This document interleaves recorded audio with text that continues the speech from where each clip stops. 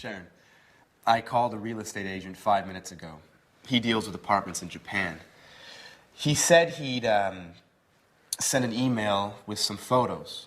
That way we can choose which apartment we like the best. Don't rush me, Peter. You know I haven't decided. I know. We've talked about this a lot. But doesn't the idea of leaving appeal to you? I mean, just think of it. A new country, a new life together, new experiences. Now, I'm really enthusiastic about this opportunity. It's not every day you have a chance like this. Well, I've wanted to make changes in my life for a long time. But these changes seem so, well, so overwhelming. There, I said it. I've never been to Asia, and I'm frightened of going there to live. But I told you that Alice has been there. She went to Japan in 1995. She says it's a fascinating country. It's antique and modern at the same time. It's full of interesting traditions and new innovations. I know. I've read a number of books. Last night, I finished reading Japan in the 21st Century. I admit, I'm curious about it all. You see, just remember, you were afraid when we came to London, but you've adjusted well. We've been here a year and a half, and you haven't once complained. I take that back. You complained once last week. Come on, Peter, stop joking around. You're right, I've made great friends. That's why I'm so hesitant to go. I know. I'm also sad at the idea of leaving everyone. But... Hey, Jack. How long have you been in here? A couple of minutes. Excuse me, I didn't mean to spy. But you were so involved in your discussion. So you've heard that she still hasn't decided, even if she's going to decide soon. In fact, we were just talking about which apartment to choose. Well, don't rush it, Peter. Decisions about major changes take time. So whose side are you on? I need to get going. I took my watch to be repaired 2 weeks ago, and I still haven't picked it up. Sooner or later, they're gonna put it up for sale. Bye. Jack, I'm leaving her in your hands. Please try and convince her.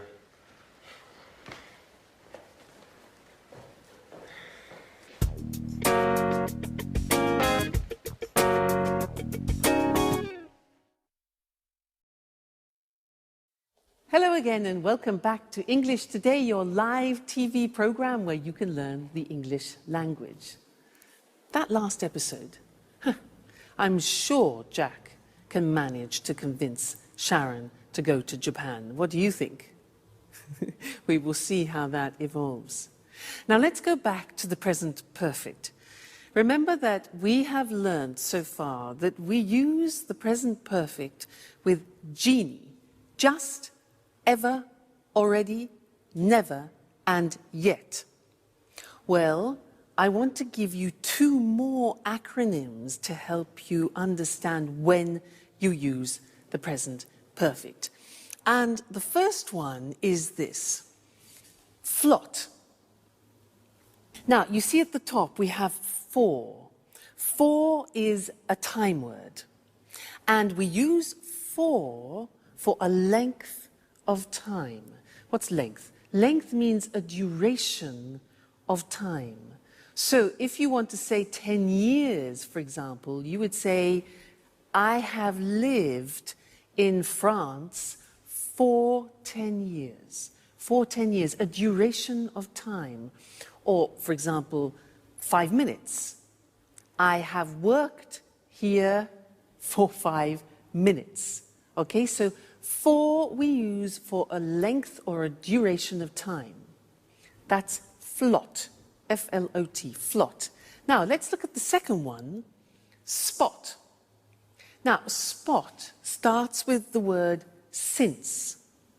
Since is a word that we use when we're talking about an exact point of time.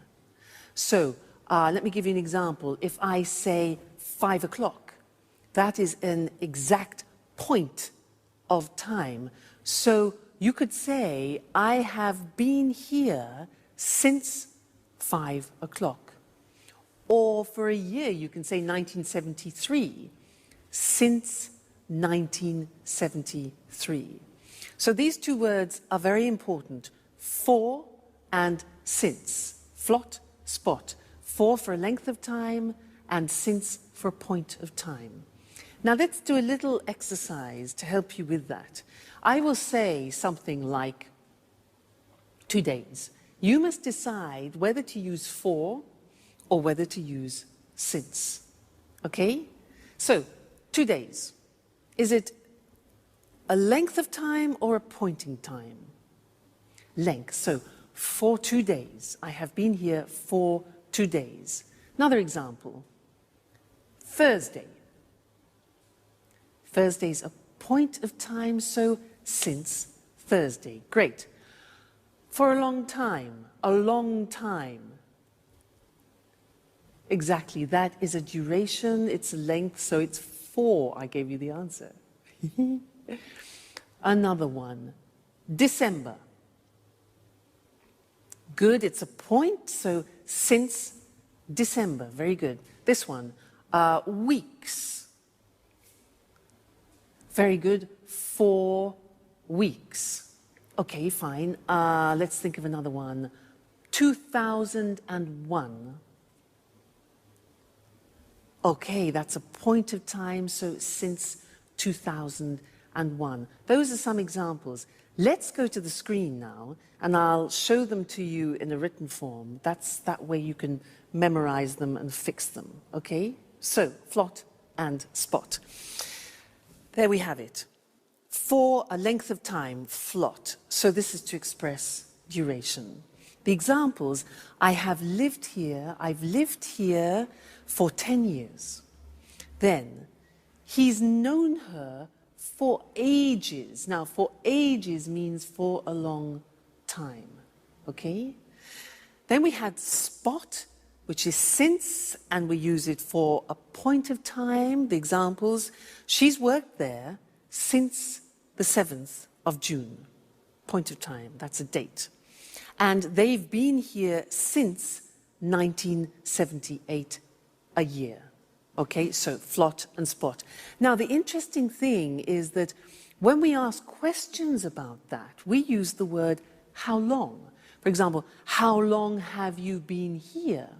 And we use the present perfect. Look at the screen.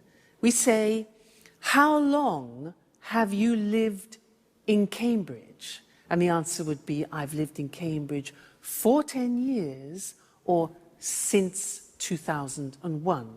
You see? Now, remember that how long is different to how many times. How many times is 1, 2, 3, 4, 5. How long is a period of time? Okay? Another example. How long has he worked there? Answers. He's worked there for 10 years, or he's worked there since 1973. All right? Now, just look at the examples we practiced.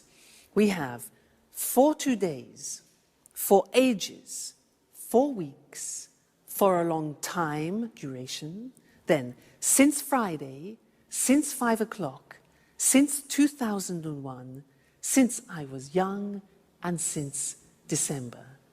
Great. Okay, so there we have it. We have genie, just, ever, already, never, yet. We have flot and spot, which is for and since. This is when we use the present perfect. Great. Now, let's go back and see if Jack has managed to convince Sharon to go to Japan. Okay? Bye. You can't leave. Now that we finally found each other. Stop it, Jack. I'm so confused.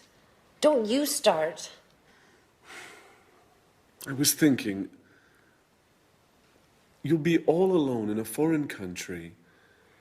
You won't know anyone. Peter will be at rehearsals all day. At least here you have us. I will always be here for you. Yes, I know that. Oh, and did you know that women can't go out alone in Japan? Jack, that only happens in the Middle East. Stop it now. The truth is, I love new experiences. Remember when I moved to London 2 years ago? I've loved every minute of it. But that's not what you told Peter. I said it on purpose. You know I want him to slow down. I heard what you said 5 minutes ago. You were sincere. You weren't joking. You misunderstood, Jack. I'm not afraid of leaving. I've lived in a lot of different places in my life. I've done a lot of things. I've worked as a babysitter, as a tour guide, as a waitress. I'm sure I'll find something in Japan. I know you all too well, Sharon. You haven't ever really enjoyed any of those jobs. You still haven't found what you want to do in life. Stop it, Jack. I'm glad you promised Peter to convince me to go. I didn't promise him anything. So, what have you decided? Are you going to move? I don't know. I think I will. Yes. I'm going to move. If you've already decided, why did you have a job interview yesterday afternoon? Who told you that? Anne? No.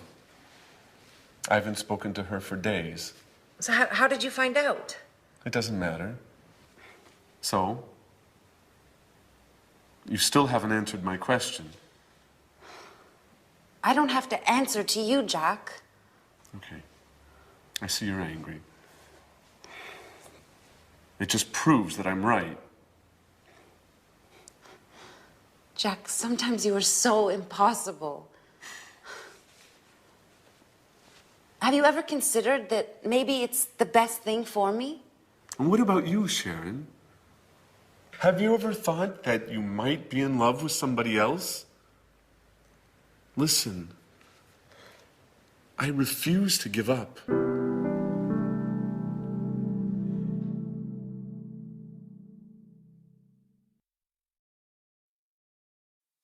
Love is difficult, isn't it?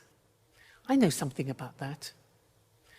But so is the simple past and the present perfect. And in fact, this is an important lesson because one of the most difficult things in the English language is to decide when to use the simple past and when to use the present perfect. I hear a lot of people making mistakes about this. When do we say I went and when do we say I have gone?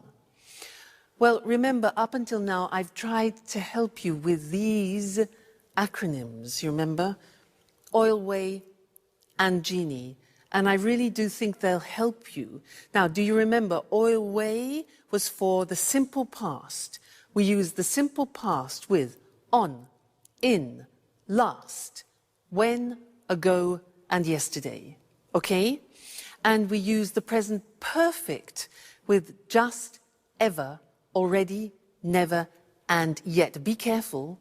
There are two A's. This is already, this is ago. Okay, so be careful there. So when you are speaking English, you have to make these choices. What do I use? Simple past or present perfect? And it depends on what time reference or time word you are using in the sentence. That is the most important thing, okay? Which one of these acronyms? Let me give you an example. We'll take a simple verb like I go. Now, if you want to use already in the sentence, what do we use? Do we use present perfect or simple past? Already is part of Genie, just, ever, already, never, yet. So you need the present perfect. And you say, I have already gone. Now, if you want to use last week, where is it? El last, simple past. So you say, I went last week. Now, you try. I want to use just. Which one? Jeannie, just. So we say, I have just gone. Present perfect. Okay, next one. I want to use yet. Now be careful, there are two Y's. This one is yet, this one is yesterday. Be careful. So, yet is negative, do you remember? It's present perfect, and the yet is at the end of the sentence. So, I haven't gone yet. All right? That's more difficult. Yet, so that's an exception. Next one. When? When? Okay, simple past. For a question, very often, when did you go? Next one. Never. Right? I have never gone. Present perfect. Fabulous. 2 days ago. Now this is already, and that is ago. So, I went 2 days ago. Great, you're getting the hang of it. On. Yes, so I went on Friday, for example. Yesterday. I went yesterday. And the last one, in. Yeah, good. I went in June or in September. Fantastic. So that's it. Okay? When you are deciding whether to use the simple past or present perfect, think of the time words. And let's look at that on the screen just to remind you once more, because this is difficult. So, oil way is for specified time, on, in, last, when, ago, yesterday. I saw him on Friday. We went there in 1988. She came last week. When did you visit them? Question form. I visited them 2 weeks ago. I saw him yesterday. On, in, last, when, ago, yesterday. Then Jeannie for unspecified time, indefinite time, just, ever, already, never, yet. Examples, I have just seen him. Have you ever been to America? They've already eaten. He's never learnt. And have you met them yet? Okay, yet at the end. So please try and memorize these. Oil way, Jeannie, and think about it when you have to decide between simple past and present perfect. All right? Good luck, and I'll see you again soon. Bye.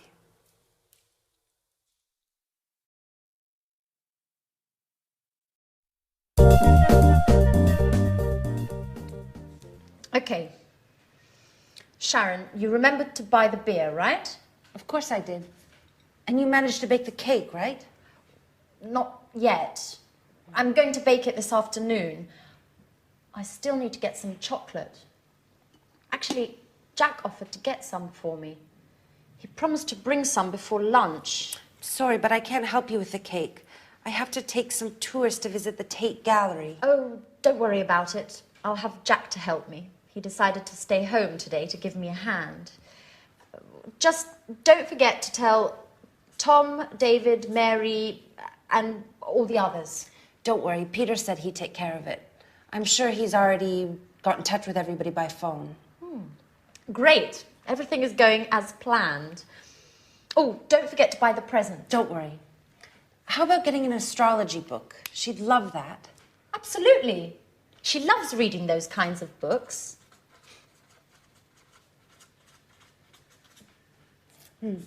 I hope I can get it before I go to work. By the way, have you heard anything from Mr. Dubois? Well, he told me he expected to come, but couldn't confirm. Well, you know how it is being so busy and everything. It's hard for him to give a definite answer one way or the other. I imagine being a stage director is difficult. Alice would be so happy if he comes. Yes, she will. Anyway, mum's the word. If you say anything, it won't be a surprise. Hey everyone, what are you up to? Oh, nothing important. Oh, I almost forgot. Happy birthday, Alice. So, what have you arranged to do this evening? Well, I considered celebrating with you guys. I mean, if you want to. Oh, I'm really sorry, but, well, Jack has arranged to eat out this evening with his colleagues, and he can't put it off now. And, well, I agreed to correct some reports. Oh, I see. What about you, Sharon? Oh, I'm terribly sorry, but I agreed to go to the theater with Peter, and he won't be finished rehearsing before midnight. But I thought... Well, I know we promised to have a party, but why don't we postpone it? It's just not possible today. What a shame. I can't stand the thought of being all alone on my birthday.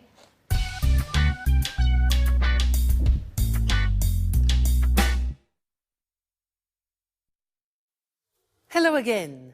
She really believed them, didn't she? Great actors. Now, in this lesson, I want to do something new, and it's related to gerunds and infinitives. In that last episode, our friends used some quite complicated sentences, which I want to look at with you now. Anne said, Jack offered to get some cake. Do you notice that there are two verbs together there? Jack offered to get some cake. Now, offered here is followed by an infinitive. That's one example. The next example is, she said, he promised to bring some before lunchtime. He promised to bring some. Promised is followed by an infinitive, promised to bring. Then Anne says, she loves reading. Loves reading. Now, love is followed by a gerund. Then Sharon says, yes, I imagine being a stage director is difficult. I imagine being. Gerund. So here we have offer, which is followed by an infinitive, promise, followed by an infinitive, love, followed by a gerund, and imagine, followed by a gerund. And you're probably thinking, so how do I learn these? Well, you have to learn them by heart, as we say. Yeah, there's no other choice. So let's go to the board now, and I will show you how it works. And unfortunately, like the simple past irregular verbs, it's all a question of memory. So, as we said, when you have a main verb followed by another verb, sometimes it's in the infinitive, sometimes in the gerund. Let's look at some examples. You managed to bake a cake. The verb manage is followed by an infinitive. Jack offered to get some. He promised to bring some. I have to take some tourists. Have to in the sense of obligation. What have you arranged to do? Arranged plus infinitive. I agreed to correct some reports. So there you see manage, offer, promise, have, arrange and agree are followed by the infinitive with to. Let's move on to the other examples where verbs are followed by the gerund. She loves reading. So love followed by reading. Gerund. I imagine being a director is difficult. Imagine followed by gerund. I considered celebrating. Considered followed by gerund. Celebrating with you guys, and he won't finish rehearsing before midnight. So there we have examples of love, imagine, consider, finish, followed by the gerund forms. So it's a bit complicated, and it's a question of familiarizing yourselves with the verbs that take gerund and the verbs which take infinitive. It comes with practice, don't worry. But this is just an introduction. So, let's go back and see what's going on in Alice's birthday party, all right? And I'll see you later. Bye.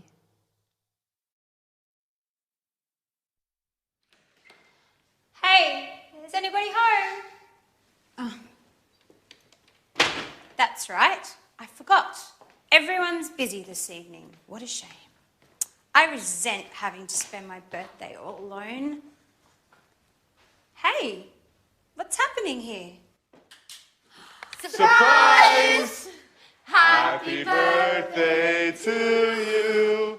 Happy birthday to you. Happy birthday, dear Alice. Happy birthday to you.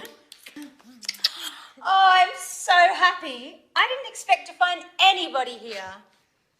I thought I had to spend my birthday all by myself. Oh, did you really think we would forget to celebrate your birthday? Well, yes. You played quite a trick on me. And you fell for it. Come on, everyone. A toast to Alice. Oh, wait. Before we make a toast, we have another surprise. Another surprise! Daddy!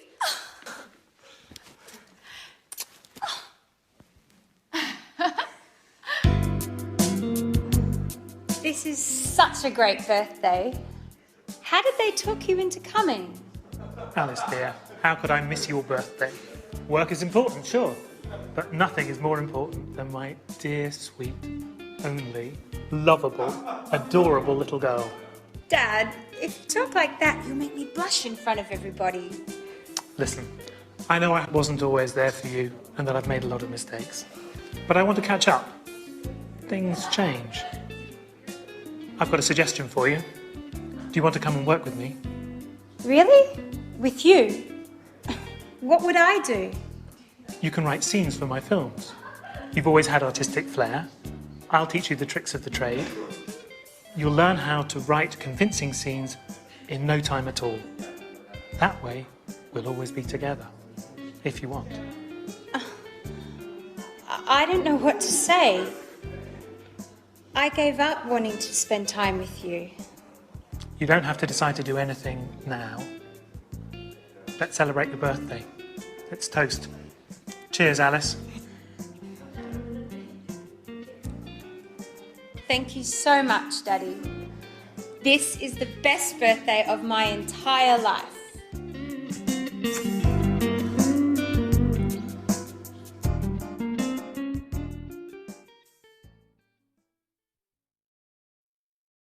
Happy birthday, Alice.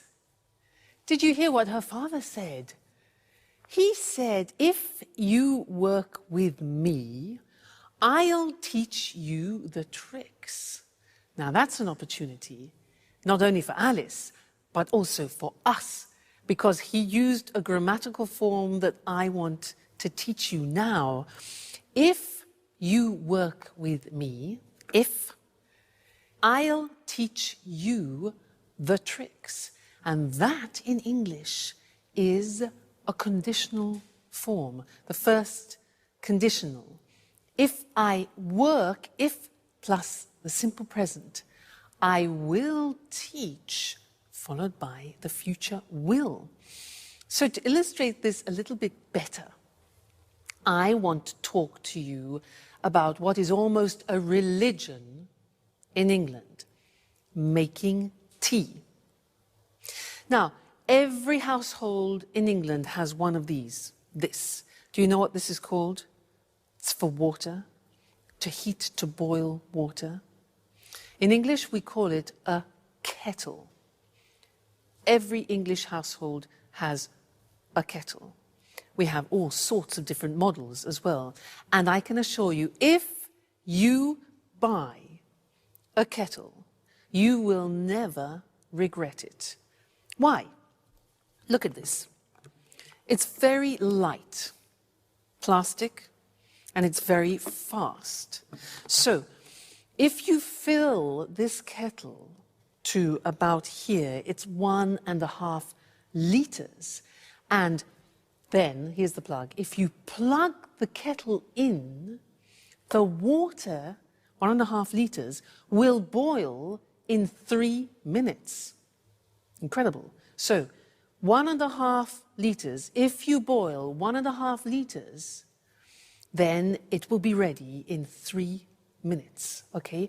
The other good thing is that if you want to carry the water to another place, look, take it off the element and it's portable. Now, there's one thing to remember inside. Sometimes it gets a bit dirty. You have a special liquid to clean it. Because if you don't clean it, then it'll change the taste, or it might change the taste of the tea. Okay, so that's important. So, a kettle. If you buy this, I can assure you, you will never regret it. Okay, now, I was using some conditional sentences there, and I want to go to the screen now to look at those more carefully. It was the first conditional, using if, all right? And this is used to describe real possibilities. So, look at this. If you work with me, this is Alice's father, I'll teach you all the tricks. So we have if, then the present tense, and then will and the infinitive, which is probably different to your own language, so be careful about that. The other example, if you use a kettle, you'll make tea faster. So present tense, future with will. If you use a kettle, you'll make tea faster. If you don't clean it, the tea won't taste good. You see the negatives there? If we don't, negative of the present, the tea won't, negative of will, taste good. Now, we can sometimes change the second part. Look at the next example. If her father offers her a job, she might accept it. Now, using might gives the idea of uncertainty, but that's fine to use in the first conditional. The other example, if he accepts the job, yeah? If he accepts the job, he might move, go to Japan. All right, so you can also use might. If you stay with me in English today, you will learn the English language. All right? Great. Well, I'll see you again in the next lesson. Bye.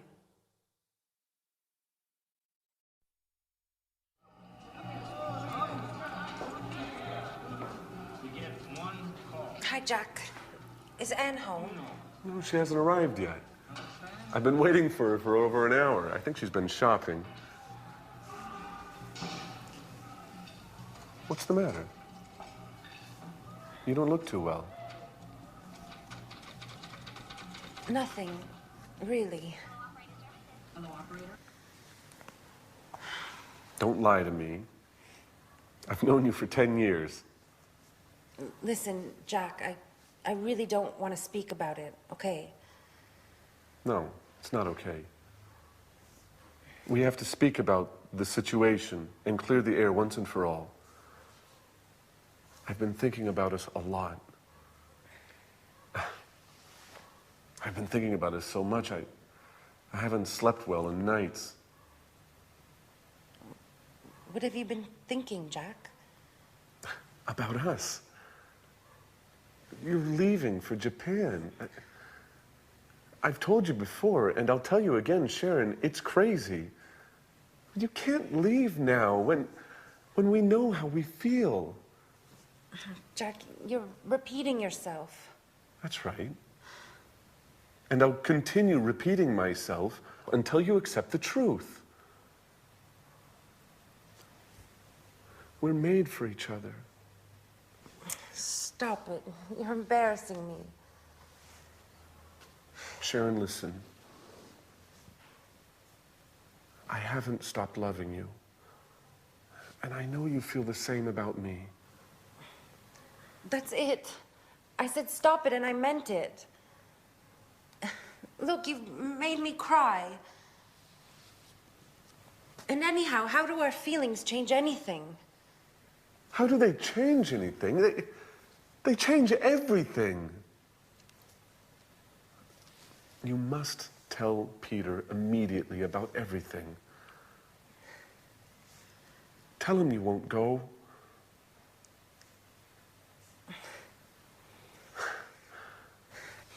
I'm so happy. I knew you felt the same way about me. Hey, is anyone in there? Oh my God, it's Peter. He can't see me like this. Stay calm.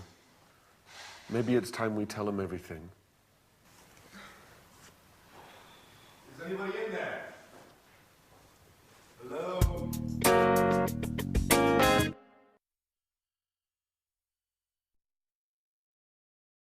Hello, everyone, and welcome back to some more English today. It's the moment of truth for Sharon, isn't it? Now, in that episode, they used some very interesting language, and language which is a grammatical form very typical to English. It's a form you don't find in many other languages. Let me give you some examples. Jack said, "I've been waiting for her for over an hour. I've been waiting for her. She's been shopping. She's been shopping." And Jack also said, "I've been thinking a lot about us," remember? She said, "What have you been thinking, Jack?"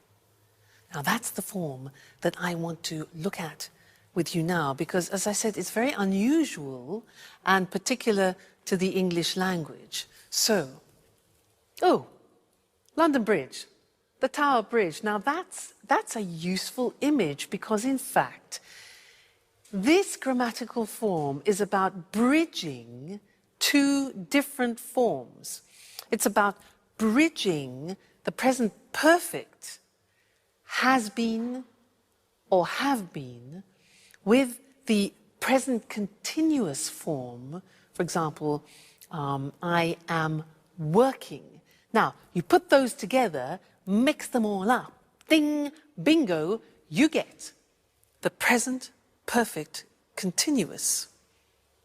You see, the taxi joins the two together. That's great. I'll give you an example.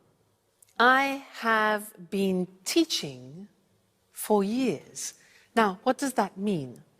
It means that I started it in the past, this action, and I am still continuing it now. So I started in the past, have been, and I'm continuing now the continuous.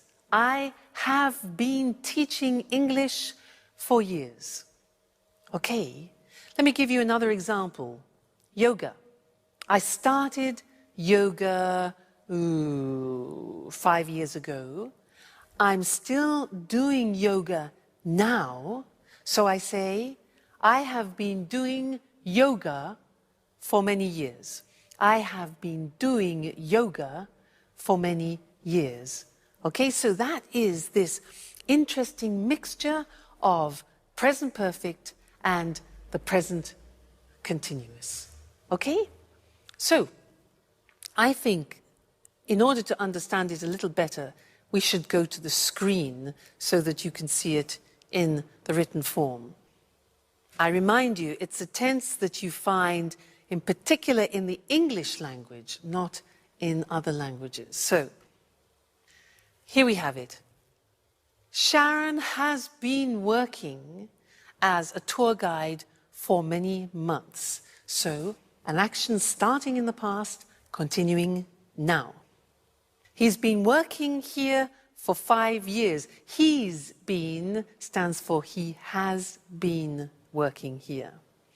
They've been playing tennis since May. Okay? That's the positive form. Now, the negative form, Peter hasn't been paying attention to Sharon for a number of weeks. That's the negative. That's true. The question form is, how long have you been doing your homework this morning? Have you been doing inversion? How long has she been teaching? We use how long very often because we want to find out the duration, when the action started and the action is continuing now, so what period of time? How long have I been teaching?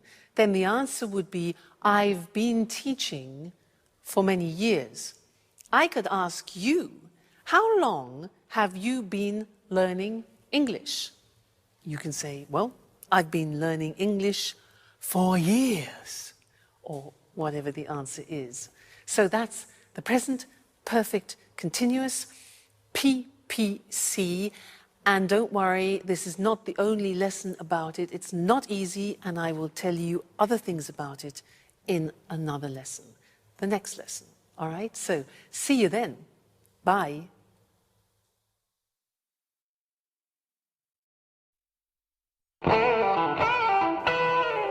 Jack? Sharon? What are you doing here? I've been looking for you for half an hour. Hey, what's the matter? You've been crying.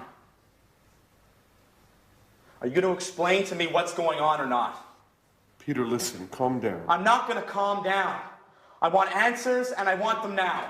What's going on here? That's what I'd like to know. Jack and Sharon have been here for who knows how long, and who knows what they've been doing. Hey, Jack, it's time you tell me what's up. I'm going to get really mad if I don't get some answers. Okay, stop. Stop! You're acting like little children. Come on, Jack. Let's leave Peter and Sharon alone. They need to talk, and we need to go shopping.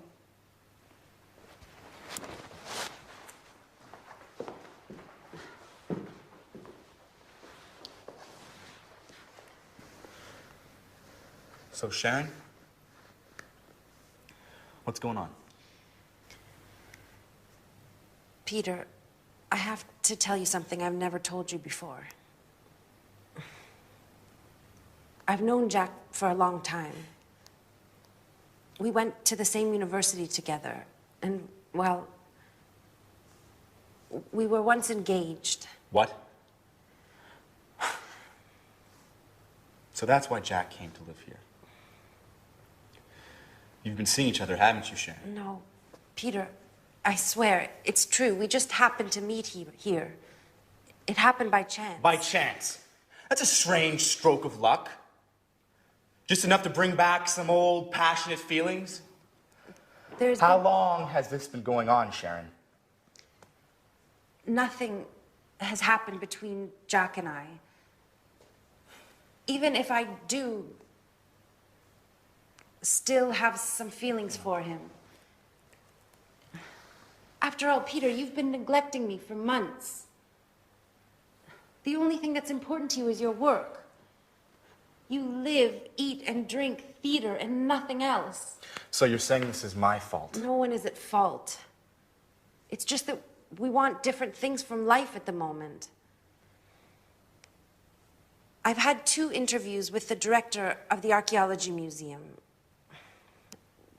They want to open an art exhibition, and they've offered me a job. Do you understand, Peter? It means a job I would really love. What are you getting at, Sharon? Would you stay here and not go to Japan if I asked you? What kind of question is that? Answer me, Peter. It's important. I've accepted the job. Without asking me. How could you? And did you ask me about Japan? Did you, Peter, huh? Are you willing to stay here with me?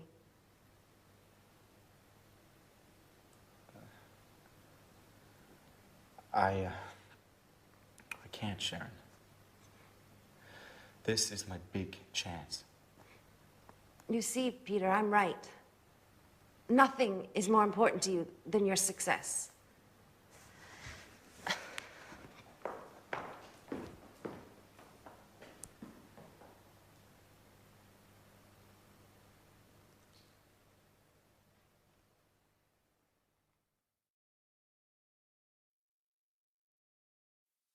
So this is our moment of truth.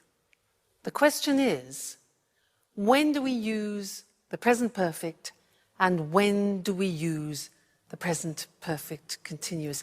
Many people ask me this. They say, Louise, but when do we use the present perfect? I have gone, I have seen, I have done. And when do we use the present perfect continuous? I have been working, I have been learning.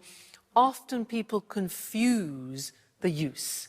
And you're right, it's not easy at all. So I'd like to try and help clarify that by these simple things, a revision of what we've already seen. Now, with the present perfect, we use genie. Remember? Just, ever, already, never, and yet. That's important to remember. With those words, we use the present perfect. But with the present perfect continuous, we're using for, since, and how long. Okay, now that is the difference. So if I take a phrase like, I do the exercise, and I want to use the time word already, then you need the present perfect. I have already done the exercise. But if you want to use the concept of since, you can't use the present perfect, you use the present perfect continuous. So I have been doing the exercise since Friday. Another example would be, for example, just. Just is a present perfect word, so we say, I have just done the exercise. If you want to use for, we're into the present perfect continuous, the PPC. So I have been learning English for many years. So do you see the mechanism? You have to think about what time words you want to use in the sentence. Then you choose the correct grammatical form. Genie for the present perfect. For, since, how long? How long have you been learning English for the present perfect continuous? That way you can distinguish between the two forms, all right? So try and memorize those time words, and I can assure you it will help you a lot when you're speaking. All right? Great. Well, see you again in the next lesson. Bye. Welcome to Cooking Today. We're delighted to be back in Lisa French's home again. Lisa, we've had so many calls since our last program. I'm glad to hear it. Well, now let's see. Here, Sally from Manchester is getting married in June and has always dreamt of having a well-equipped, modern kitchen just like the ones in the movies. How can we help her? Well, to begin with, a kitchen environment should be well lit and have ample surfaces to work on. Also, plenty of drawer space is necessary for storage of food items, and utensils. I know what you mean. I have to contend with a small kitchen that has neither light nor enough drawer space. That's why I go out to restaurants. You don't need a king-size kitchen to enjoy cooking in it. What's important is organisation and having things at hand. What are the main appliances newlyweds should have? Well, obviously, a hob, an oven, and a fridge are absolutely essential. Today, many people can't survive without a dishwasher. I'm one of those people. I really hate doing dishes. So do I. Getting back to the subject, I'd like to show our viewers some optional appliances. Although they're not strictly necessary, they often come in handy in large families or when entertaining guests frequently. One is the grill. Another is a deep fryer for large quantities of chips and other tidbits. That's not the appliance for me. I love healthy cooking. In that case, you need a steamer oven like this one. In the US, it's hard to find a kitchen without a microwave. Microwaves are quite useful, especially for busy people. Other appliances, which are also common in the US, are water and ice dispensers like this one.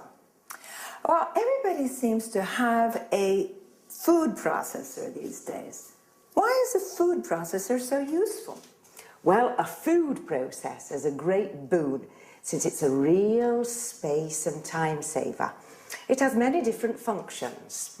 It can mince meat, grate cheese and vegetables, make breadcrumbs, pulp tomatoes, fruit, and so on. So what else can you show us? An electric beater like this can be used for whisking eggs, as well as making mayonnaise. Other kitchen aids are scales and measuring utensils. Careful weighing and measuring are fundamental for successful cooking, since recipes are generally in kilos and grams. All right. There are a lot of other things that we could talk about, but unfortunately our time is up. Lisa, once again, it's been great being here. Thank you for your help. You're welcome. Well, let's analyze some of the vocabulary used by Lisa. Talking about the appliances for cooking, she spoke about a hob, or U.S. stove, where you cook food, an oven, where you roast or bake food, a grill, where food is cooked by strong direct heat. As we saw, the following machines can be optional: a deep fryer in which you fry food, a steamer oven where you can cook food in steam rather than water, a microwave where food is cooked by electromagnetic radiation. Then she referred to items where food can be stored, like a fridge, originally refrigerator. The section with frozen food is called a freezer. The section of the fridge which produces cold water and ice is called a water or ice dispenser. Lisa also said drawers are important. You need them to keep utensils, cutlery, and so on. A dishwasher is a machine for washing dishes, cutlery, glasses, and so on.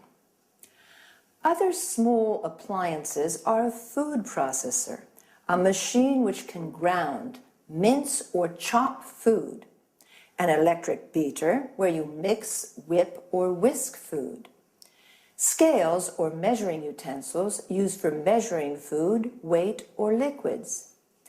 Then Lisa used some culinary terms, such as mince, that is chopping meat into very small pieces. Notice that mincemeat is a mixture of dried fruit.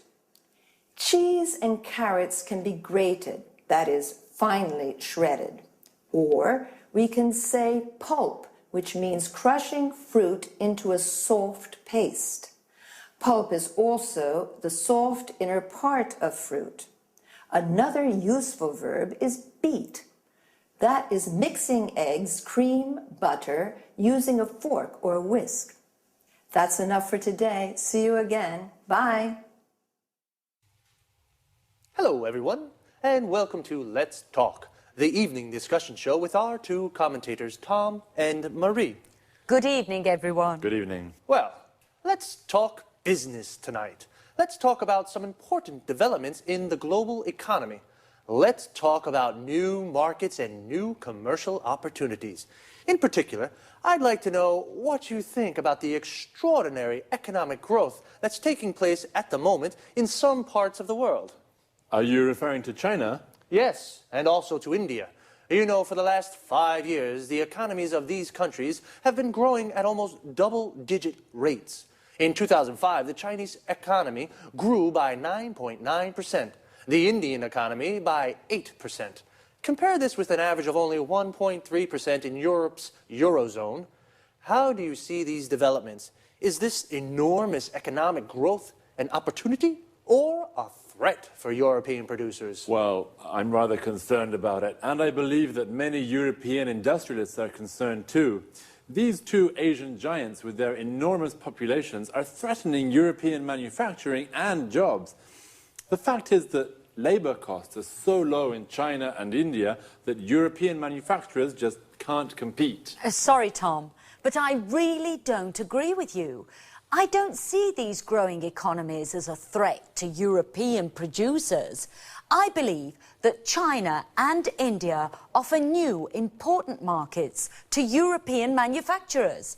You know, both countries have middle classes that are becoming larger and larger. These people are becoming wealthier and are looking to spend their money on luxury goods made in Europe. So, Maria, according to you, European companies can sell their high-quality goods to middle-class Indians and Chinese. Exactly. In this way, European exports to China and India are predicted to increase. Just a second, Marie. The reality of the situation is rather different.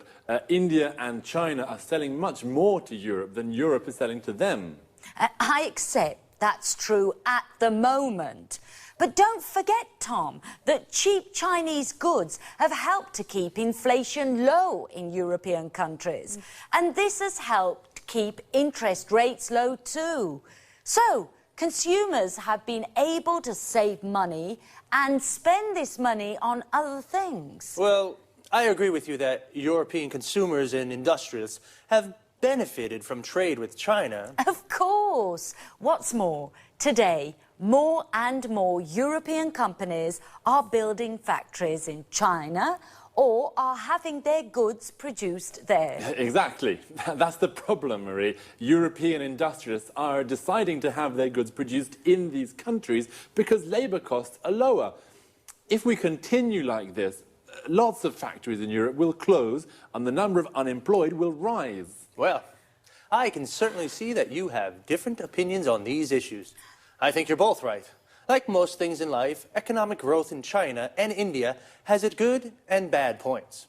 It can either offer commercial opportunities to some European producers, but it can also pose a threat to other sectors of European manufacturing.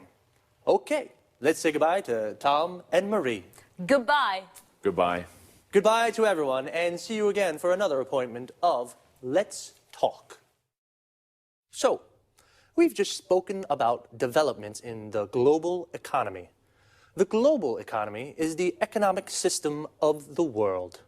An important development is the economic growth in China and India. Economic growth is the development of an economy. The Indian economy grows by 8%. Notice the use of by. The Chinese economy grew by 9.9%. Here, notice also how we say 9.9. Is this economic growth threatening to European producers?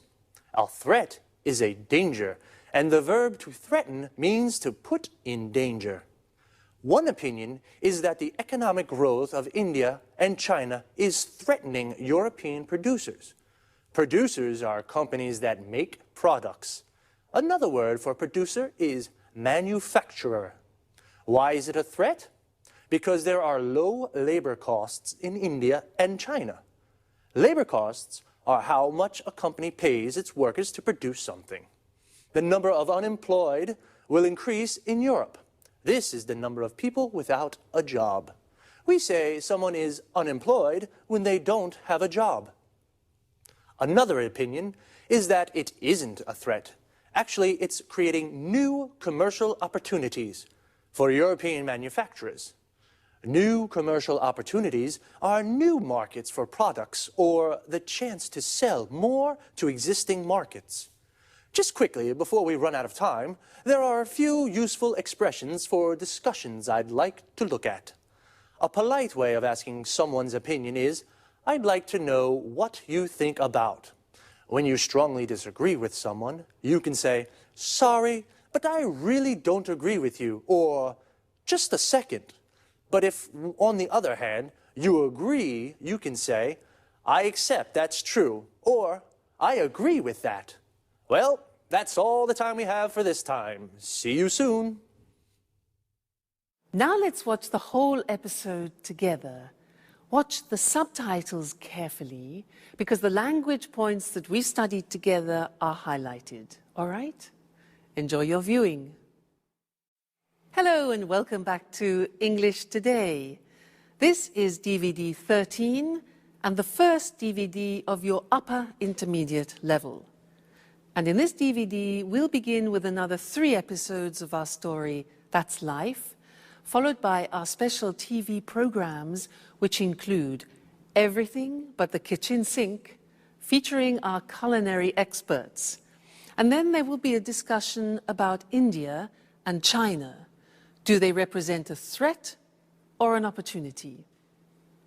Then, in the grammar section, we'll be studying more about the present perfect and the present perfect continuous tenses. And then we'll learn about the gerund and the infinitive. And we'll also study the first conditional. All right? So, I hope you enjoy yourselves. Hi there, and how are you? Now remember last lesson, we studied when we use the present perfect. And I introduced you to Genie, which represents the time words that we use with the present perfect. Just, ever, already, never, yet, for unspecified time. Well, in this lesson, we're going to learn 2 more very important time words that we use with the present perfect. But first, let's go back to our friends. They're using the present perfect a lot in this episode, and we're going to hear Sharon and Peter talking together. They're having to make an important decision.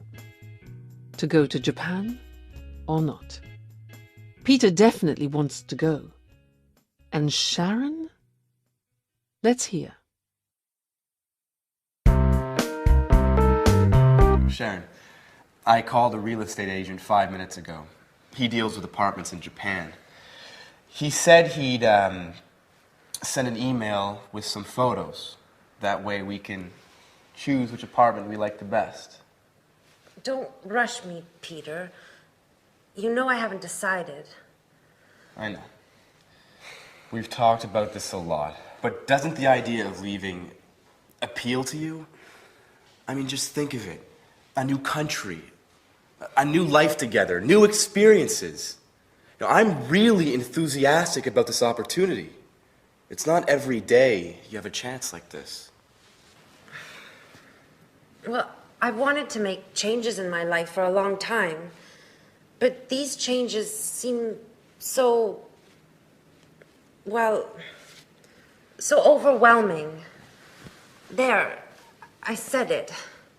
I've never been to Asia, and I'm frightened of going there to live. But I told you that Alice has been there.